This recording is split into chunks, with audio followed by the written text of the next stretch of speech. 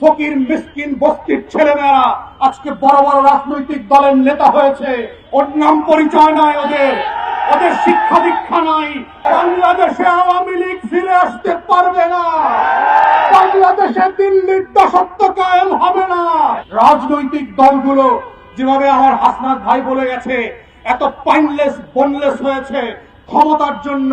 ফকির মিসকিন বস্তির ছেলেমেয়েরা আজকে বড় বড় রাজনৈতিক দলের নেতা হয়েছে।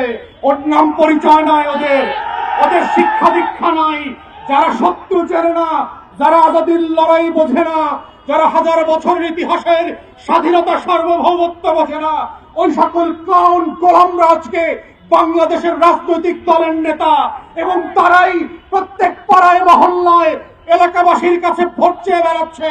তারা আগামী সংসদটাকে কিভাবে আজাদির সাথে বেইমানি করে, গণ অভ্যুত্থানের সাথে বেইমানি করে বাংলাদেশকে আবার নতুন করে দিল্লির কাছে বেচে দেবে, সেই নাটক মঞ্চস্থ চলছে।